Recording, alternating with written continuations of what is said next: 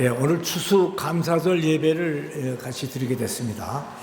근데 원래 우리나라 교회도 옛날에는 미국식을 따라가지고 추수감사절을 11월 달쯤 돼야 추수감사절을 다 지냈습니다. 그런데 우리 오늘의 교회는 특별히 우리가 어차피 이 추수감사절이라는 건 우리나라의 추석 명절인데 이거하고 같이 하면 좋지 않겠느냐. 그래서 추석 명절을 지낸 바로 그 다음 주일날 추수감사절 예배로 이렇게 드리게 됐기 때문에 우리 교회도 거기에 따라서 같이 오늘 추수감사절 예배를 갑자기 지난주에 광고를 해가지고 오늘 감사절 예배로 드리게 됐습니다.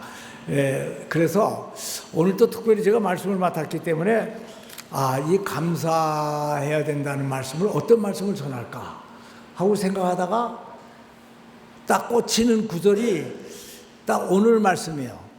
항상 기뻐하라, 쉬지 말고 기도하라, 범사에 감사하라. 이 말씀이 또 떠오르더라고요. 근데 가만 보니까 이 말씀은 지난달에 우리 박홍훈 목사님이 설교할 때 이 말씀 본문으로 설교를 했단 말이에요. 그래서 이걸 또 다시 반복을 하나 하고 생각을 해봤는데 가만 생각해 보니까 이 성경 구절은요, 우리 모두가 다 외워야 돼요.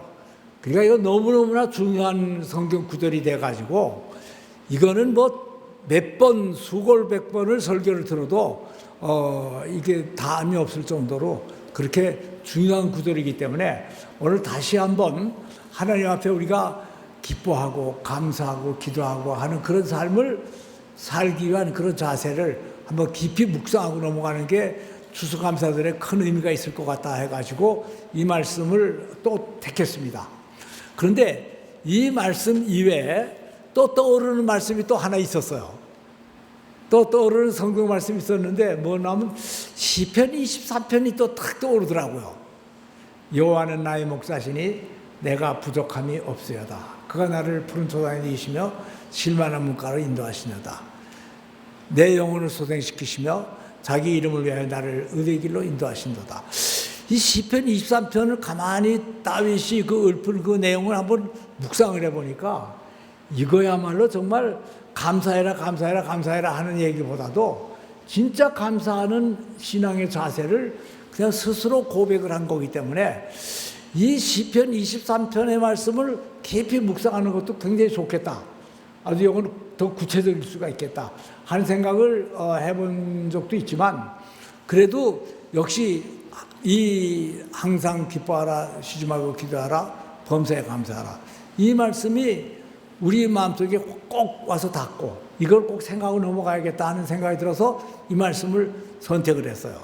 근데 이 말씀을 그래서 저도 거의 다 외다시피 하는 이런 말씀인데 이거를 생각할 때마다 늘 의아심이 떠오르는 게 하나 있어요. 항상 기뻐하라. 아니 기뻐하라는 얘기가 기뻐하라 그래서 기뻐집니까? 기쁜 상황이 오면 기뻐지는 거고 슬픈 상황이 오면 슬퍼지는 거고 억울한 상황이 오면 억울해지는 거고 일종의 나의 감정인데 이거를 기뻐해라 말아라 하고 명령할 수 있는 게 아니지 않느냐. 그런데도 불구하고 바울을 통해서 하나님은 왜 성경 말씀에서 항상 기뻐하라 그랬느냐 하는 얘기죠. 그것도 그냥 기뻐하라가 아니라 항상 기뻐하라예요. 그러니까 슬플 때도 기뻐하고 괴로울 때도 기뻐하고 억울할 때도 기뻐하고 사업이 잘 안 돼도 기뻐하고 그때도 기뻐하라 이거야 항상. 그러니까 이 기뻐하는데 어떻게 도대체 기뻐할 수가 있겠느냐. 이게 바로 시편 23편 여호와는 나의 목자시니 내가 부족함이 없으리로다 하는 얘기하고 똑같은 얘기예요. 여호와께서 계시고 하나님은 살아계시고 하나님이 실제로 역사하고 계시고 지금도 나의 삶을 돌보고 계시고 나의 모든 인생을 계획하고 계시기 때문에 항상 기뻐해야 된다 하는 얘기죠. 그렇게 되지 않으면 내가 기뻐할 수가 없어요. 세상적으로 생각하면은 슬플 때 슬프고 억울할 때는 억울한 거예요. 항상 기뻐할 수가 없는 게 인생이라고요. 그럼에도 불구하고 항상 기뻐하라고 그랬으니까 기뻐하는 거예요. 그런데 그러면 어떻게 해서 항상 기뻐할 수가 있느냐? 그 다음에 쉬지 말고 기도하라고 그랬어요. 너 혼자 인생 살아가느냐? 네가 괴로워하고 네가 지금 살아가다가 사업에 어려움이 있고 건강에 어려움이 있고 자녀 양육에 어려움이 있고 인간관계에 많은 어려움이 있다는 건 내가 다 안다 이거죠. 근데 그거 너 혼자 살아가냐? 내가 너의 목자가 되고 너를 인도하는 하나님이 되고 내가 여기 있지 않느냐? 그런데 왜 네가 그거 가지고 슬퍼하고 억울해하고 그럴 거냐? 나한테 고해라 이거예요. 어려움을 고하고 또 그 다음에 찬양하고 하나님께 모든 걸 바치면은 항상 기뻐할 수가 있다 이거죠. 그렇게 되면 범사에 감사할 수가 있다 이거예요. 그러니까 범사에 감사하는 거는 그냥 돈 많이 벌었으니까 감사하고 수지가 맞았으니까 감사하고 아파트 값이 올랐으니까 감사하고 그래서 감사한 거 아니에요. 내가 어려울 때, 힘들 때, 괴로울 때 하나님께 기도했더니 그걸 응답해 주시는 거를 내가 받으면서 느끼면서 진정한 감사가 우러나온다 하는 얘기죠. 우리는 많은 사람들이 인생을 살아가면서 운수에 의해서 사주팔자에 의해서 내 모든 삶이 주장된다고 생각하기 때문에 잘 되면 재수 있다. 잘 안 되면 재수 더럽게 없다. 이렇게 생각하고 넘어갈 수밖에 없지만 그 모든 것들이 다 너의 인생에서 나하고 같이 인생을 살아가는 것 같아서 우연은 없다 이거예요.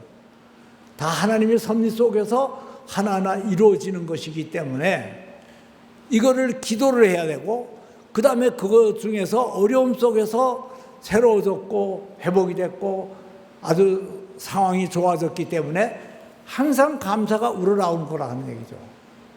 이게 바로 우리 신앙인들의 삶의 본질이 돼야 된다 하는 얘기예요.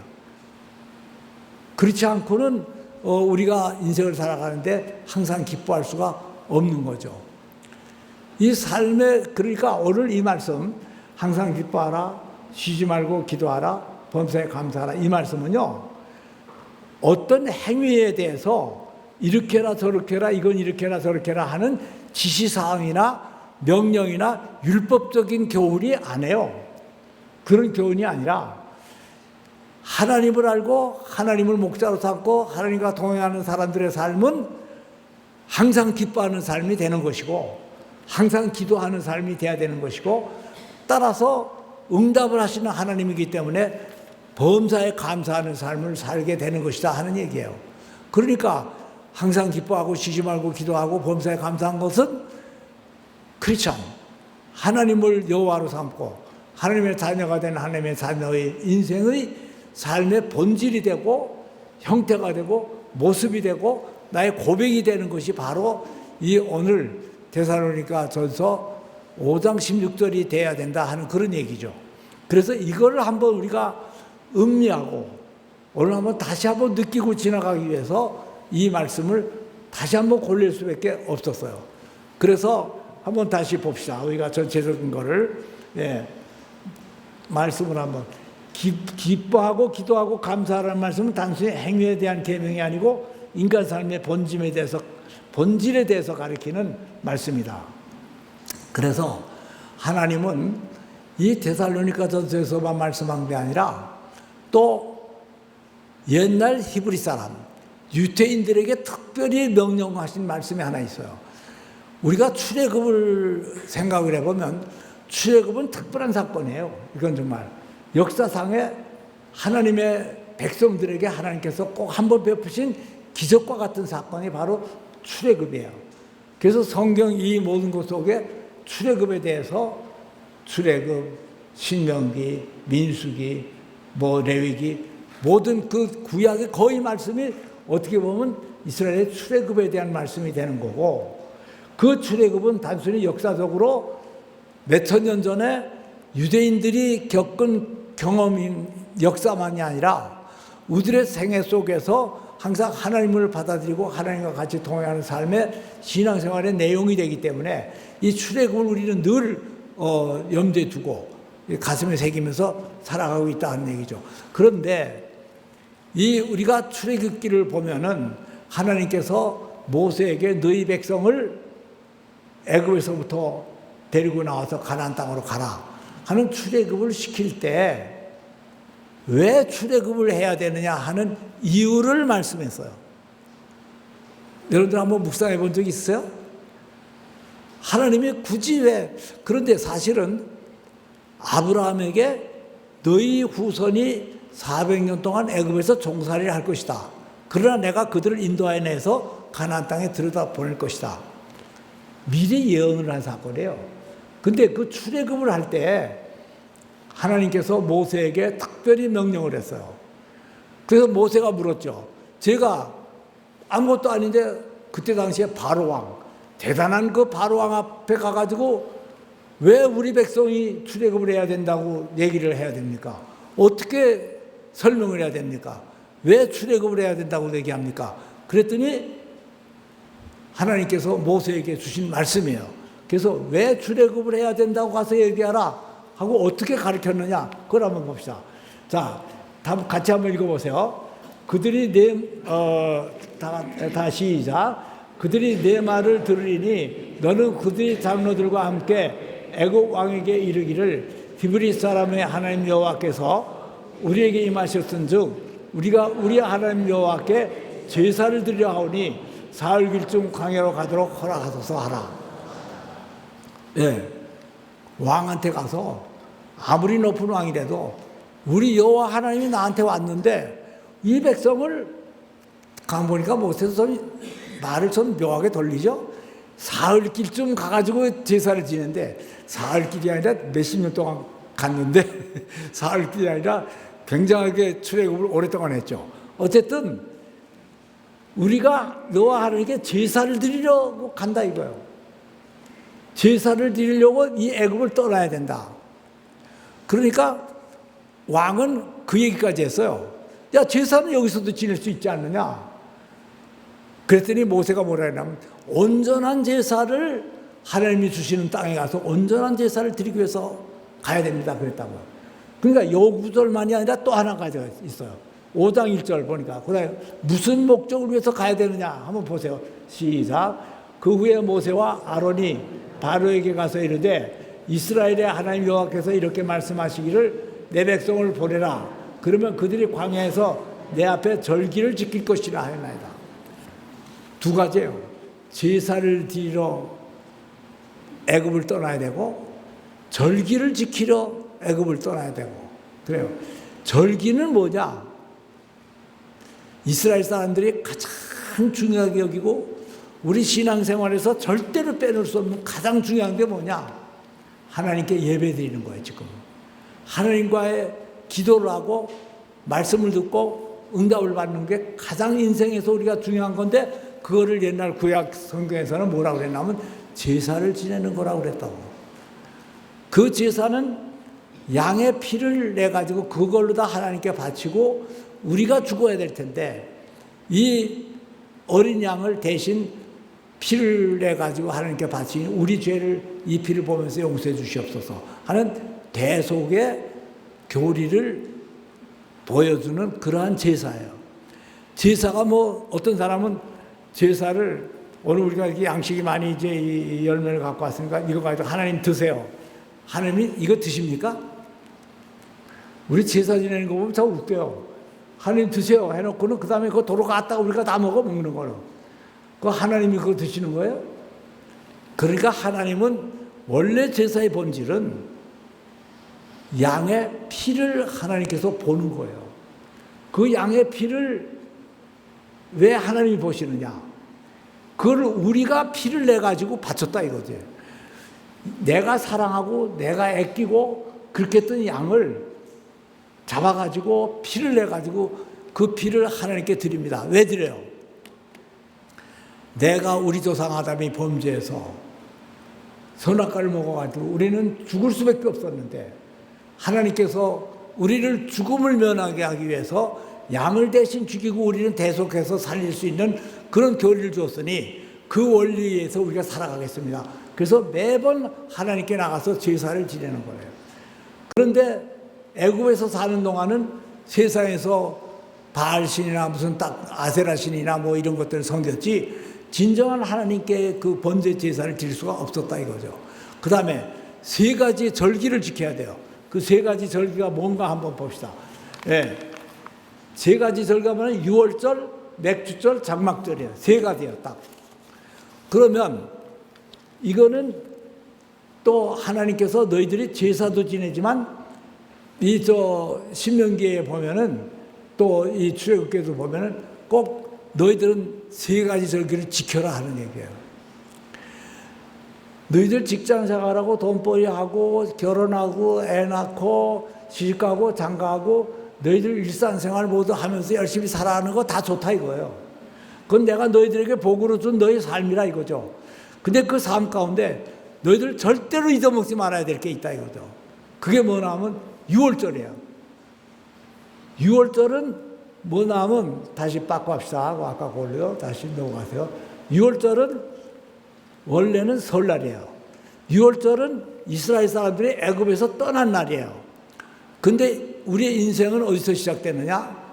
내가 부모님 뱃속에서 태어나는 육신적으로 태어나는 날이 나의 인생의 시작이 아니고 애굽의 세상에서부터 광야로 나오는 그 출애굽 하는 때가 바로 뭐냐면 6월절로 삼아가지고 너희는 대대로 이 날을 지키라 이거예요. 그게 6월절의 유래고 그래서 너희들은 6월절을 지키라 이거예요. 근데 그것이 바로 지금으로 말하자면 매해 신년 설날이에요. 우리나라의 구정 설날이고 또 그거는 바로 뭘 상징적으로 영적으로 의미하냐면 태어나는 걸 의미한다고. 영적으로 태어나는 거예요. 육신적으로는 내 생일날 태어나는 거지만 영적으로는 내가 세례받고 하늘 앞에 나가서 거듭남을 확인하는 그 순간에 내가 태어나는 거라고. 너는 평생에 그걸 잊지 말라 이거예요. 그래서 매년 네가 다시 태어난 거듭난 그 날을 기억하면서 하늘 앞에 나가서 예배를 드리고 그 날을 즐기고 그 날을 특별히 기억하라 이거예요. 마치 육신적으로 태어난 생일날을 잊어먹지 말고 지켜야 되듯이 영적으로 태어난 날은 하나님과의 관계가 시작되는 날이기 때문에 이 날은 너희는 잊지 말고 기억하라 이거죠. 두 번째, 맥주절이에요. 맥주절은 우리나라로 말하자면 밀이 익을 때예요. 그러니까 5월달 보리와 밀을 추수할 때죠. 그러니까 그거는 첫 열매를 거두는 겁니다. 우리가 옛날 우리나라 말에 보릿고개라는 게 있죠. 보릿고개가 뭐예요? 겨울 동안에 옛날에 추수했던 거는 다 먹고 다 떨어지고 아니 먹을 게 없어가지고 그래가지고 겨울에 작년 가을에 그냥 보리를 심고 밀을 심어놨는데 그게 빨리빨리 익더니 5월달 되니까 벌써 열매가 났어. 그래서 초실절이라고도 그러고 맨 처음에 맥주절이라고도 그러고 그런 첫 번 열매가 5, 6월 달에 추수한다 이거죠. 그거는 하나님께서 우리에게 주시는 특별한 먹이에 대한 은사예요. 먹을 걸 주는 거예요.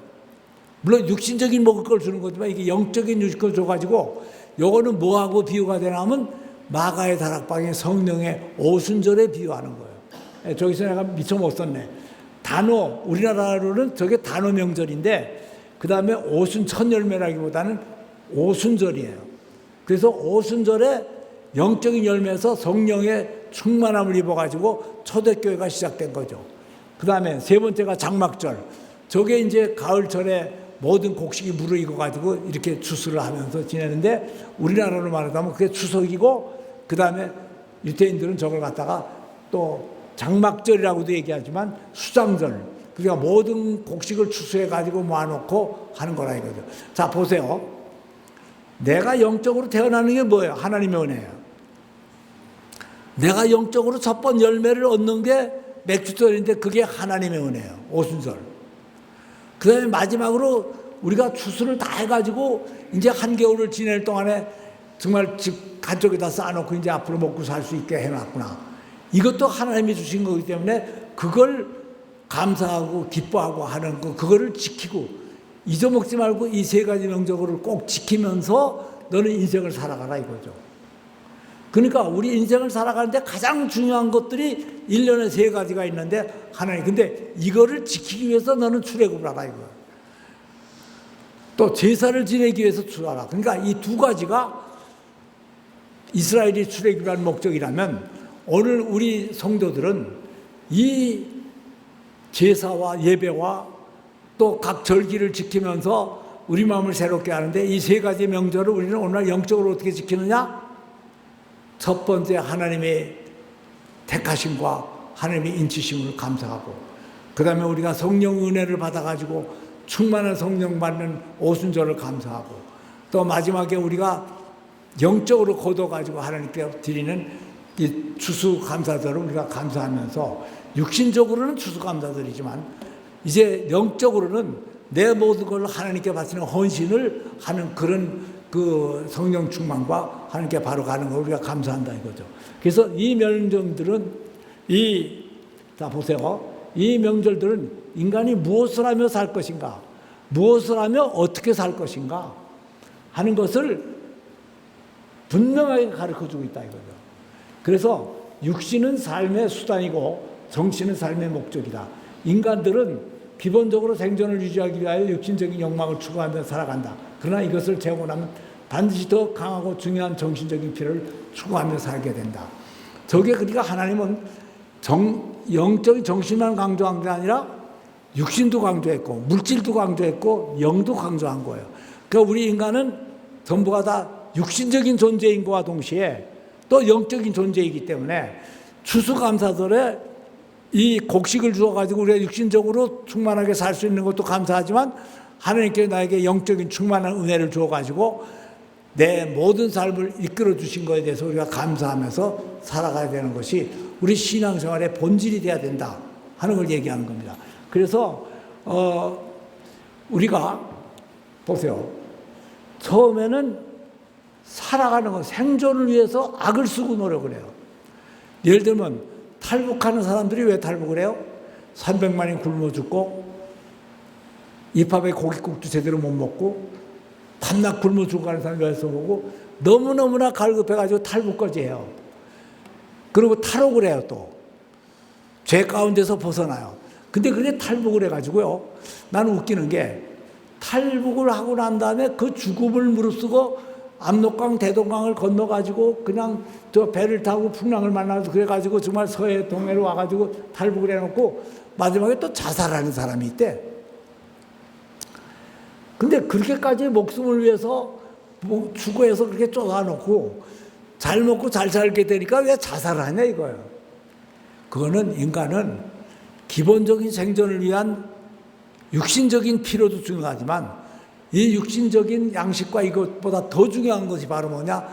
영적인 자유와 보람과 꿈과 비전과 삶의 목적과 무엇을 위해 사느냐 하는 것들이 암담하게 막힐 때는 생존하는 것 자체가 무의미해진다는 것을 여기서 강조하는 거라고 우리가 생각하면 되는 겁니다. 고단 그래서 이걸 어떻게 하느냐 한번 봅시다.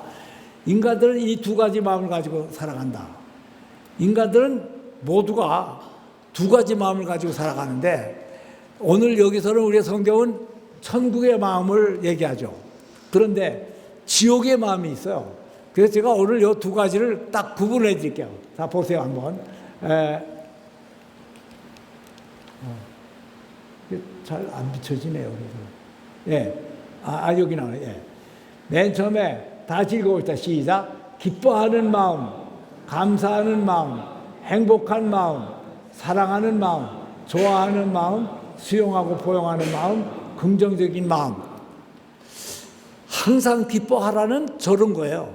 그런데 우리가 저렇게 살지를 못하고 어떻게 하느냐 한번 대조해 보세요. 지옥의 마음 어떤 건가? 자, 첫째, 기뻐하는 마음이 슬퍼하는 마음이 되고, 감사하는 마음이 불평하는 마음이 되고, 행복한 마음이 불행한 마음이 되고, 사랑하는 마음이 미워하는 마음이 되고, 좋아하는 마음이 싫어하는 마음이 되고, 수용하고 포용하는 마음이 비판하고 분열하는 마음이 되고, 긍정적인 마음이 부정적인 마음으로 된다.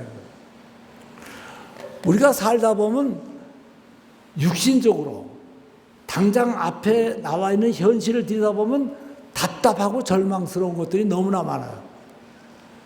그런데 그럴 때 쉬지 말고 기도하면은 살아계신 하나님은 우리를 위해서 그 모든 것을 상황을 바꿔주시면서 우리 행복으로 슬퍼하는 마음을 기뻐하는 마음으로, 불평하는 마음을 감사하는 마음으로, 불행한 마음을 행복한 마음으로, 미워하는 마음을 사랑하는 마음으로, 싫어하는 마음을 좋아하는 마음으로, 비판하고 분열하는 마음을 수용하고 포용하는 마음으로, 부정적인 마음을 긍정적인 마음으로 바꿔주신다는 거예요.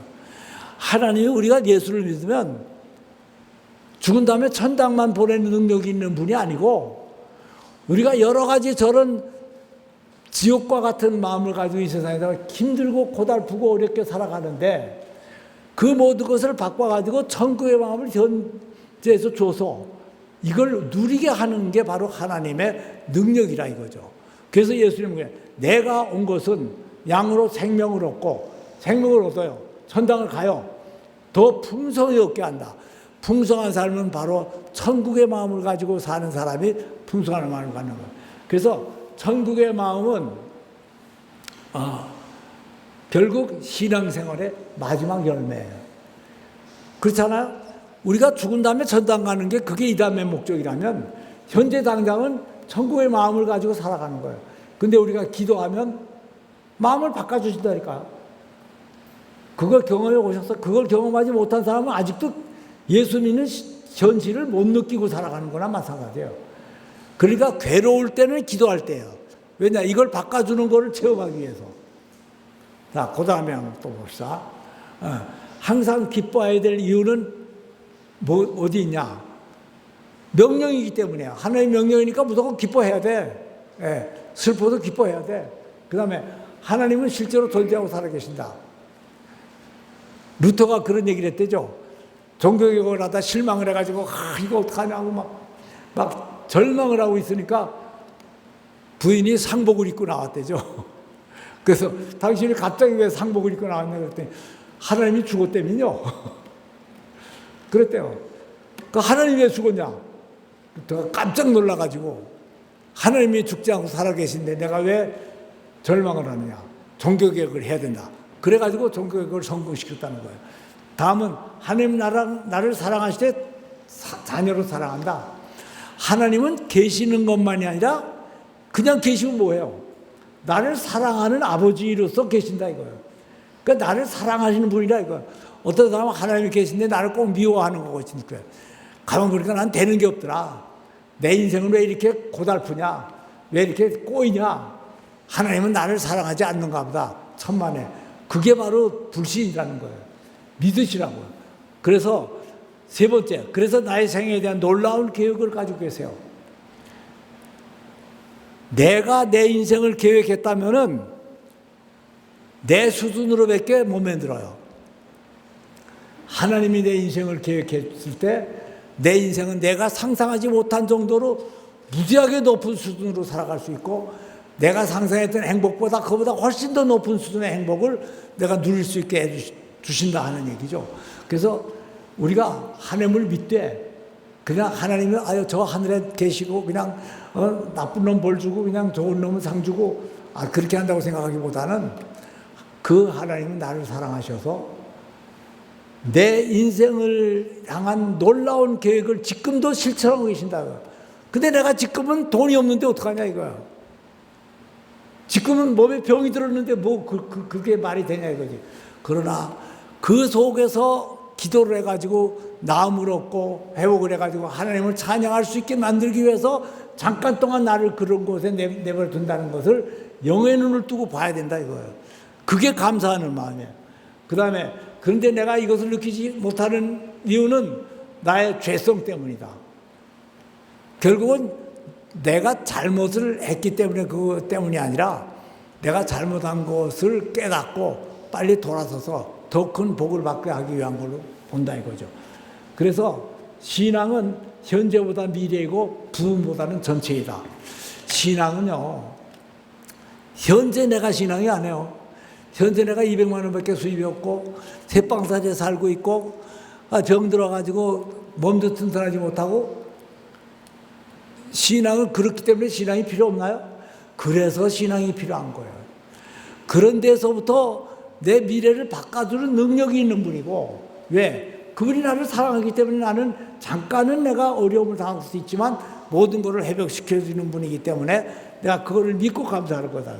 그 히브리 1장 보세요. 한번 봅시다. 예. 다 같이 읽읍시다. 시작. 믿음은 바라는 것들의 실상이요 보지 못하는 것들의 증거니. 믿음은 여러분 믿음이 있습니까? 그러면 바라는 게 뭐예요? 그 바라는 거를 그냥 막연하게 바라는 게 아니라 실제 현실로 만들어주는 것이 믿음이다 이거예요.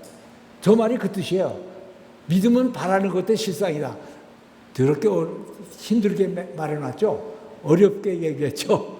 믿음은 바라는 것들의 실상이다. 믿음은 내가 바라고 있는 그 아름다운 세계를 현실 세계로 만들어줄 수 있는, 실제로 삶으로 만들 수 있는 그런 능력이 바로 믿음이라고 얘기해요.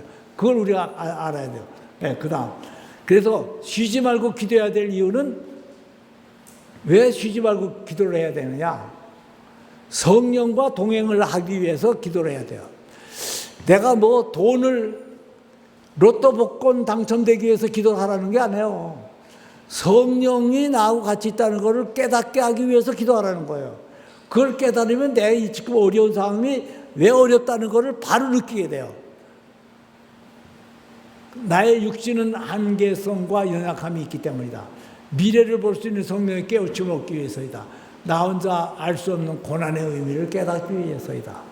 지금 내가 왜 고난을 당하고 있느냐? 기도하면은 그건 이러이러한 거를 위해서 너에게 잠깐 지나는 거니 우리가 깨닫게 해준다고. 아, 그랬구나. 근데 그 어려움을 당한 때는 몰라요. 인정하기가 싫어요.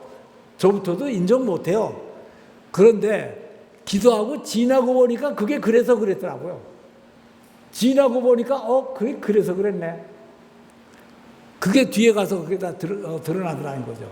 그래서 나 혼자 내 스스로는 깨달을 수 없는 고난을 현재 당하고 있어요. 그렇지만 이걸 기도하는 것을 통해서 너는 이게 이러이러한, 너는 앞으로 이런 걸 쓰기 위해서 이렇게 되는 거다.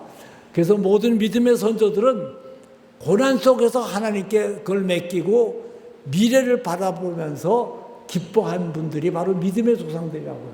에녹과 노아와 아브라함과 야곱과 모든 믿음의 선조들은 그렇게 인생을 산 사람들이에요. 범사에 감사하며 사는 것, 그 자체가 행복한 삶이다. 또 왜 범사에 감사해라 그랬느냐? 감사하는 것이 행복한 거예요. 감사 안 해봤자 별 볼 일이 없어요. 감사 안 하고 불평만 대짜 해보세요. 더 속상하지.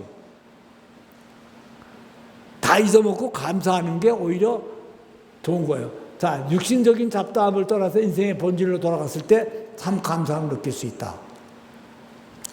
또 천국에 가서 마지막 남는 것은 하나님을 믿고 순종한 삶이다. 여기 뭐예요? 지금 여기에는 뭐 오늘 먹을 것도 있고 내일 먹을 것도 있고 병도 있고 고놈이 나를 모함하고 골치 아픈 놈도 있고 골치 아픈 게 굉장히 많아요. 근데 그 모든 것은 다 지나가요. 시간과 더불어 지나가게 돼 있다고. 마지막에 우리가 가장 중요한 건 하나님 앞에 서는 날이 가장 중요한 거예요. 하나님 앞에 서서 우리는 뭘 보느냐?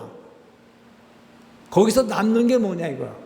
우리가 여러분들이 지금 현실이 너무나 복잡하고 감사할 수도 없고 기뻐할 수도 없고 어려운데 그냥 무조건 감사해야 되는 건 왜 감사해야 되느냐? 하나님께서 나를 향한 모든 계획을 믿고 신뢰하고 그랬을 때 그것만 남아요. 자, 고린도서 3장 10절 15절 같이 한번 봅시다. 다 같이 한번 큰 목소리로 쭉 한번 읽어보겠습니다. 다 같이 시작. 내게 주신 하나님의 은혜를 따라 내가 지혜로운 건축자와 같이 터를 닦아두매 다른 이가 그 위에 세우나 그러나 각각 어떻게 그 위에 세울까 조심할지니라. 이 닦아둔 것 외에 능히 다른 터를 닦아줄 수가 없으니 이 터는 곧 예수 그리스도라. 만일 누구든지 금이나 은이나 보석이나 나무나 풀이나 짚으로 세우면 그 사람의 공적이 다 나타날 터인데 그날의 공적을 밝히리니 이는 불로 나타내고 그 불이 각 사람의 공적이 어떠한 것을 시험할 것입니다. 만일 누구든지 그 위에서 공적이 그대로 있으면 상을 받고 누구든지 그 공적이 불타면 해를 받으리니 자신의 구원을 받되 불 가운데서 받은 것 같으리라. 어떻게 보면 참 되게 까다롭고 어려운 글 같아요. 근데 간단히 제가 설명드릴게요. 요거 우리가 하나님의 은혜를 따라서 지혜로운 건축자와 같이 우리 모두가 다 집을 짓는 사람이라 이거예요. 집을 짓는데요. 그 기초는 바로 예수 그리스도예요. 그런데 사람들마다 금이나 은이나 보석이나 나무나 풀이나 지프로 터를 세우고 이 집을 지어요. 자, 집을 지을 때 뭘로 지어요? 쇠, 은, 금, 그걸로 질 수도 있고, 지푸라기, 나무, 뭐 이런 걸로 질 수도 있어, 스티로폴. 그런데 불이 났어요. 뭐만 남아요? 쇠나 은이나 금이나 된 거는 그대로 남지만, 나머지 나무나 지푸라기나 이런 거는 다 타버리고 없어진다. 그게 얘기가 바로 누구든지 은이나 금이나 보석이나 나무나 풀이나 지푸로 터를 세우면 그건 다 불에 타버린다 이거죠. 그런데 그 사람의 공적이 나타날 텐데 그날의 공적을 밝힐 일이 이는 불로 나타내고 불이 각 사람의 공적이 어떠한 것을 시험할 것입니다. 이 불이 우리들의 인생을 뭘로 세웠는지 밝혀 증명해 줄 거라 이거예요. 그래서 우리가 쓸데없는데 저 사람하고 싸우고 이건 이렇게 하고 저렇게 하고 이렇게 산 거 그거 다 불타듯이 다 우리가 하나님 앞에 나갈 때는 그건 없어진다 이거예요. 근데 하나님 앞에 가가지고 마지막까지 남는 게 뭐냐? 남는 게 만일 누구든지 그 위에 세울 고기 그대로 있으면 상을 받아.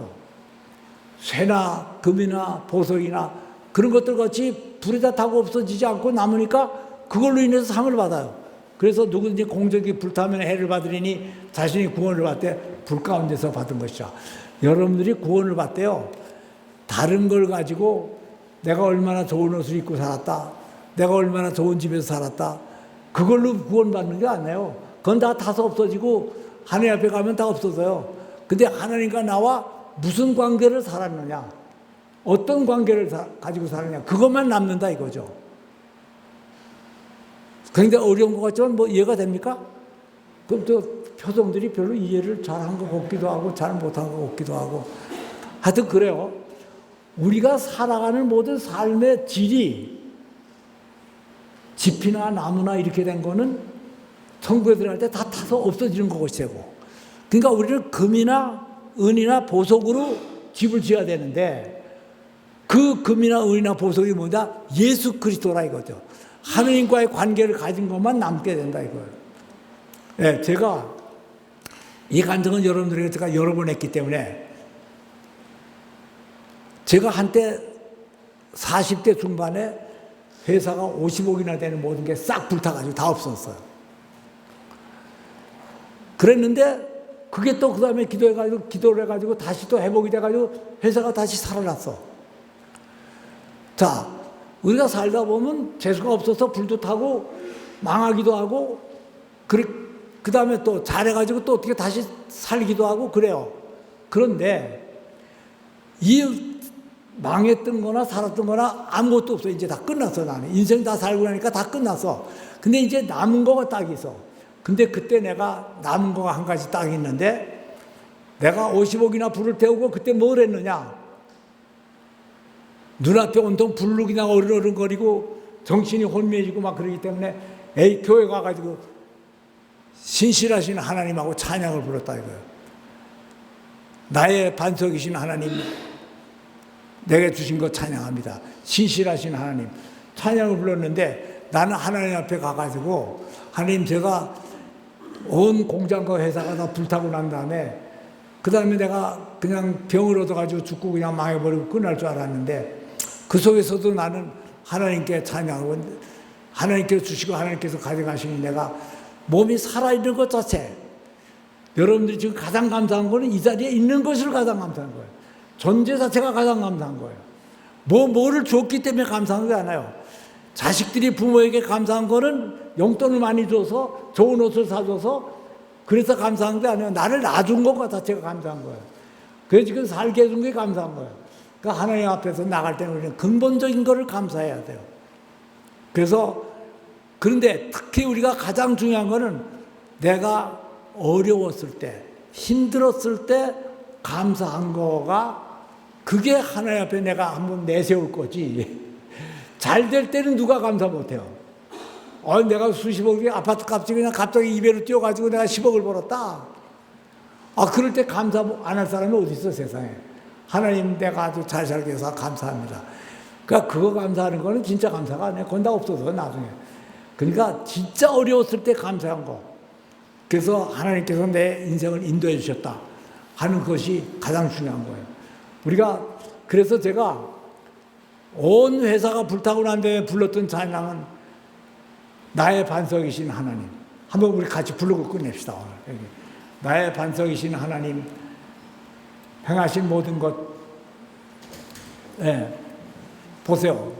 내가 밤새도록 불을 타고 토요일 날 밤에 불을 타가지고 그 다음날이 월요일 날 새벽이 됐길래 이미 아침 5시니까 새벽 5시니까 불 다 꺼지고 주일날 아침에 갈 데가 어디 있어요? 교회밖에 갈 데가 없지. 근데 우리 교회에서 하는 찬양이 바로 나의 반석이신 하나님이 행하신 모든 것 완전하시니 나의 생명이 되신 하나님 내게 행하실 찬양합니다. 아이, 나를 놀리나 하는 생각이 들었지, 야, 저 노래 참 대단한 거라고 생각이 안 들어요. 그래가지고 원망하는 찬양이 나오지 신실하신 찬양이 나오지 않더라고요. 그래도 내가 좀 재산이 날라갔다 손해 났다 해가지고 찬양도 못하고 교회 와가지고 저 찬양을 하는 걸 내가 비웃고 난 못합니다 하고 돌아섰더라면 나도 똑같은 놈이지 뭐. 하나님을 믿긴 뭘 믿어. 분명히 하나님은 살아계시는데. 그래서 그 자리에서 억지로 손을 들고 찬양을 했더니 밤새도록 봤던 그냥 하늘만한 이런 불길이 좀 안해지더라고. 조금해서. 그래가지고 진짜 찬양하는 마음이 나와가지고 눈물이 나면서 손 들고 찬양할 수 있는 그런 상황으로 만들어주더라고요. 그게 찬양을 했고 기도를 했기 때문에 하나님이 도와주신 거지. 네, 같이 해봅시다.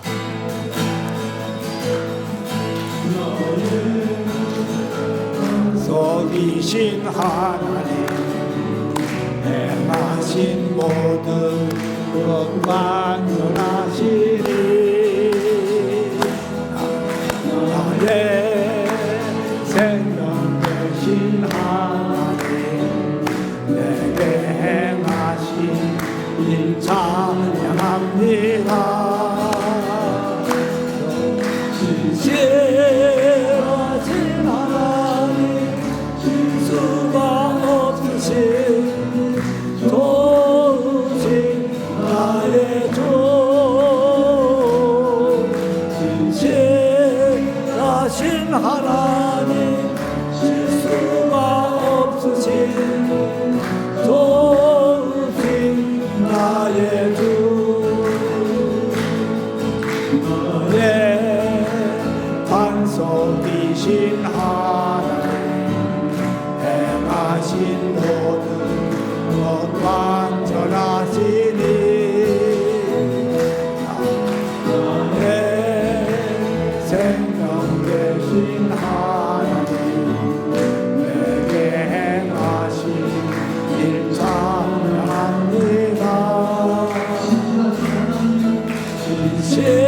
신실하신 하나님, 실수가 없으신 도우신 나의 주,